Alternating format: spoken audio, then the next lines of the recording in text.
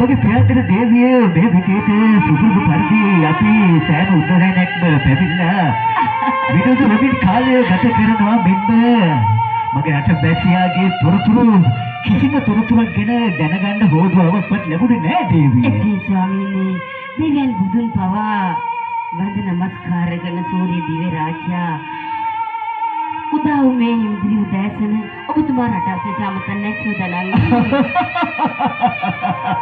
මගේ පියාදර දෙවියගේ හොනන් අසන පවණින් මගේ සිත නිකන් සෑල්ලුත් දෙන්නවා දේවිය. ඒ කෙසේද කියනවා නම් දේවිය හරියට ඔබයි මමයි මේ තරමට ලං වෙලා ඉන්න යුගයේ ටිකෙන් ටික තව ලං වෙනවා වගේ. ස්වාමීනි කොපමණ දහසක් වැඩ කටයුතු තිබුණත් ඔබතුමා අමතක කළේ නෑ මාව සතුටින් තබන්නට. හිමිදිරි උදාසන ඔබේ ඔය සුන්දර වදනක් මගේ සිතට දැනුණාම තමයි ස්වාමීනි දවස ආරම්භ කළ බව මට දැනෙන්නේ. ඇත්තටම ඉතින් ස්වාමීනි ඔබතුමාට අසුන් ගන්නට ඔව් සීතාව සුසලම් කරන්නම්. බයන්ද කුපියාදර දේවිය වෙනදනම් මේ වෙන පිටත් මගේ අරක්කමිය රාජ මන්ත්‍රීට පැමිණලා සිංහාසනේ සූදානම් කරනවා. අමත් නැහැ ස්වාමීනි. ඔහු ඉතින් නිරන්තරයෙන්ම ඔබට සේවය කරන කෙනානේ. මා ආසනය පිළිලා කළා කියලා මට පාපයක් සිද්ධ වෙන්නේ නැහැනේ. අසුන් ස්වාමීනි. මොකදයි කියන්නේ? දේවිය ස්වාමීනි මම මගේ පියාදර දේවියගෙන් දැනගත යුතු පොඩි කාරණාවක් තිබෙනවා. කිලිට ස්වාමීනි. පියාදර දේවිය ඔබ දන්නව නේද අපේ සුපචුම් මහතුමා එසේය. වසරක් පාසා පවත්වන රාජ සම්මේලනයෙන් උත්සාහකාරයෙන් සෑම ඉරුදිනකම පවත්වනවා. ඉතින් ස්වාමීනි එහෙත් දැන් දින කීපයකට පෙර ආතුව මට රාජකුමාරයෙක් මුණ ගැසිලා කිව්වා රාජ සම්මේලනය මේකට පවත්වනවා කියලා. මොනවා? ඒකම ස්වාමීනි සුදසෝමන මහණෙනිදු ඔබත් සමග අමනාප වෙන්නට තරම් ඔබ එතුමාට කියලා වරදක් නැහැනේ. ඒක තමයි පියාදර දේවිය මම මේ කල්පනා කරන්නේ. අනිත් රාජ්‍ය ප්‍රත්‍යන්තර රාජ්‍ය කුමරුන්ට වඩා මං හිතන්නේ ඔබට හිතයිසි සුදසෝමනේනිදු. මගේ පියාදර දේවිය ආණ්ඩුපති දේවිය සුදසෝම මහතුමාත් සමග කාලය ගත කරනකොට කවදාකවත් හිතන්න එපා මේ බර්ණස් කුමාරයාට සුදසෝම මහතුමාගෙන් සිතක් වෙයි කියලා.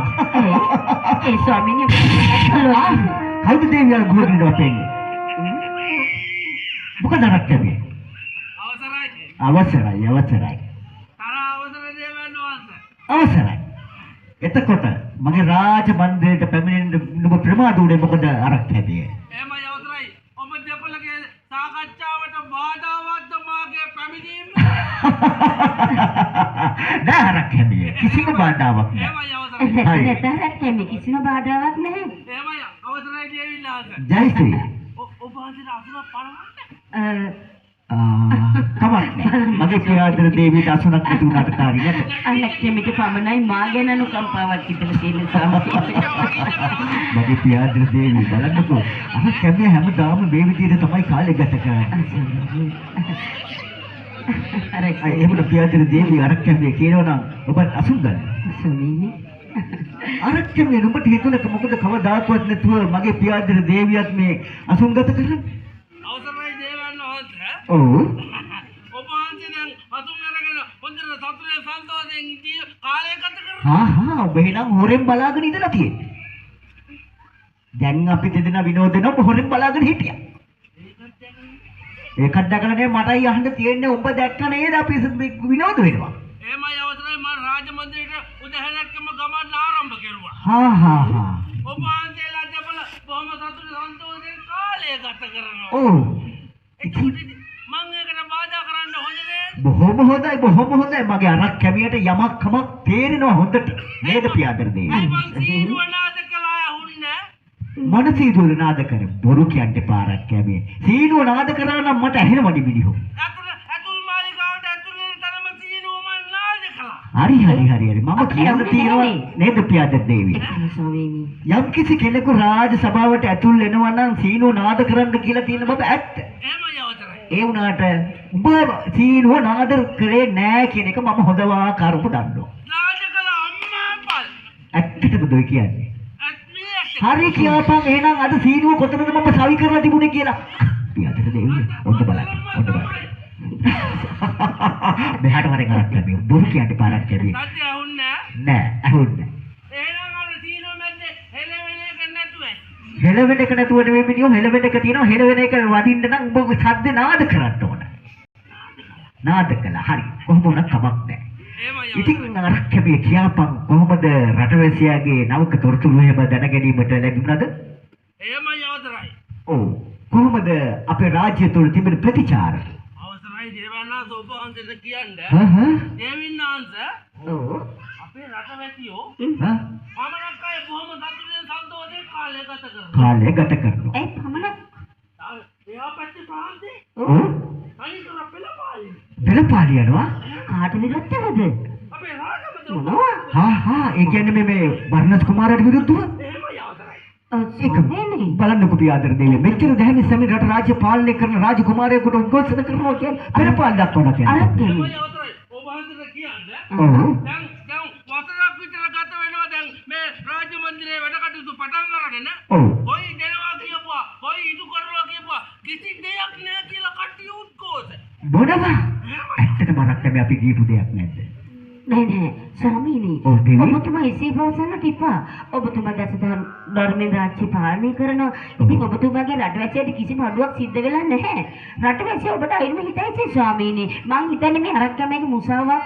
මුසාවක්? හිතන්නේ. ඔක්කත් හිතනවා දේවි. නෑ මුතාවක් නෙමෙයි ඈ. මුසාවක් නෙවෙයි. හරි කියපන්කො මොන විදිහටද උද්ඝෝෂණ පෙළපාලි කරන්න කියලා. එහෙමයි අවසරයි. මං කවදාකවත් ඔව්. බොරුවක් කිව්වත් කිසිම මුතාවක් මේ කටින් ප්‍රකාශ කරන්නේ හරියට හරි. කට බොරු කිව්වත් දිව බොරු කියන්නේ නෑ. හරියට හරි.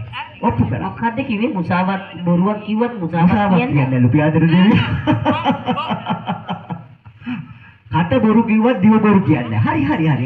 අර කෙමි මුසාවයි බොරුවයි කියන්නේ එකමනේ. ඒකම එකයි මිනිහෝ. ඒකම තමයි. අර කියන්නේ මං කවදාවත්. හරි කියපන්කො මොකද්ද දැන් මේ රටේ කැළඹිලා තියෙන තත්ත්වය කියලා. එහෙමයි අවසරයි. දැන් මේ රාජමන්ත්‍රී අවසරයි මේකේ මේ රටවැසියෝ ඔව්. තරුණ පරම්පරාව මේක උද්ඝෝෂණය කරුවට කමක් නෑ. ඔව්. ඒක සාධාරණයි. ඒකන මේ අපි හොයා බලන්න ඕනේ. ඔව්. අවසරයි නාකි මිනිස්සු. මේ වය උද්දාවෙන් පසු වෙන මිනිසුන්ට මොකක්ද ඇති වමනාව රටේ උද්ඝෝෂණය කරන්න මටත් තියෙන ප්‍රශ්න ඒක. වලපයයි ගොඩපයයි එකක් කියලා අනිකට තියාගන්න බෑ තකමන. හා. දැන් බලන්න එපයි සත්‍ය. හරි දැන් මේ විදිහට මහරජතුමාට විරුද්ධව උද්ඝෝෂණ පවත්වන්නේ මොනවා කියලාද? හා. කියපන්කො බලන්න එහෙනම්. අවසරයි දැන් වයසක මිනිස්සු කට්ටිය. ඔව් වයසක මිනිස්සු මොකද කොහොමද වයසක මිනිස්සු කරන්නේ උද්ඝෝෂණය? අවසරයි එයාලත් මේ ඉල්ලීම් දුන්නේ කියලා දැන් තරුණ පරම්පරාව පෙළපාලි යනවනේ. ඔව්. අය කවුද? පැහැදිලිව හිටපු අය කියලා හිතනක් හොඳයි. ඔව් දේවි. අවසරයි මේ තරුණ පරම්පරාවේ කට්ටිය හිටියා. ඔව්. වයසක කට්ටිය හිටියා. හිටියා. එතකොට තව ඔය මේ බඩදරු අම්මලා හා වින්නඹු කාන්තාව. එහෙමයි අවසරයි. ඔව්. නැහැ ස්වාමීනි. දරුවෙක් කුස දරාගෙන ඉන්න මාතාවන් ගැනයි කියන්නේ. බලන්න බැයි බැරි ගාතේ. පෙළපාලි. හරි. ගැබිනි මව් ගැන. එහෙමයි අවසරයි. හරි. මටත් උවමනාව තිබ්බේ උඹ ගැබිනි මවයි වින්නඹු කාන්තාවයි අඳුනනවලු කියලා දැනගන්න. ගැබිනි මව කිව්ව විතරයි ඒකටත් ඔව් කිව්වා. වින්නඹු කාන්තාව කිව්වට පස්සේ ඒකටත් ඔව් කිව්වා. ඔන්න බලන්නකො පියාදර දේවිය මේ මහා මන්ත්‍රීවරුන්ගේ ආකල්ප කොහොමද කියලා. අවසරයි. ඔය දෙකම කරන්නේ දෙකමයි තියෙන්නේ ගෑනු පාර්ශවයටනේ. ඒක හරි. හරි ඊට පස්සේ අය කවුද? ඒ කතාව හරි. ඒකයි මං ඔව් කිව්වේ. හා. දැන් කියපන්කො මොකද්ද සිද්ධ වුනේ කියලා ඇත්තට. අවසරයි පෙළපාලි යනවා දැන් ඔය තරුණ පරම්පරාව. කොහොමද කතා කරන්නේ? කියන්නේ පෙළපාලියට මොන වගේ අදහස්ද ප්‍රකාශ කරන්නේ? අවසරයි එයාලගේ මේ අයිතිවාසිකම් ඉල්ලලා දැන් මේ කට්ටිය උද්ඝෝෂණය කරනවා. හා. කොහොමද කරන්නේ? ඔබ වහන්සේට කියන්න. ඔව්. අවසරයි මට ආව සාධාරණ කේතිය. මොකද්ද නුඹට ඇති වුණ සාධාරණ කේන්ති? මම රටේ මහරජුරුවන්ගේ මහා සේනාධිපති වෙනවා. ඔව්. මට තේරෙනවද මේකේ අයිතිවාසිකමක් තියෙනවා? යුතුයකමක් තියෙනවා මහරජතුමා වේගයෙන් හඬ නගන්නට. ඔව්. මරත් මේක අයිතිවාසිකම තියෙන මං ගිහිල්ලා මේ පෙළපාලිය මැද්දට ගියා මම පෙරමුණ. පැන්න මැද්දට. පැන්න මැද්දට. ඔව්. මං කිව්වා මොකද වයසක මාමා කෙනෙක් හිටියේ. හා. මං කිව්වා අවුජා මොකද මේ? ඔව් එහෙම ඇහුවා. එහෙමයි අවසරයි. මොකද කිව්වේ වයසක මාමා? පළොව බොන්නික පුතා කිව්වා. මොකක්ද කිව්වේ? පල බොන්නික පුතා කිව්වා. හොඳටම ආමන්ත්‍රණය කරලා තියෙනවා. ඒ තරහට තමයි. වැදගත් විදිහට ඒ කතා කරලා තියෙන්නේ. ඒක තමයි. දේවිය. හරි ඊට පස්සේ ඊට පස්සේ අවතරයි දැන් වයසක අම්මන්ඩිලත් යනවා දැන් මේ අතරේ වයසක අප්පච්චිලත් එක්කම. ඔව්. එතකොට අවතරයි දැන් මේ බඩදරුව අම්මලා. ඔව්. දැන් මොනවා කීයද යන්නේ? යන්නේ අවතරයි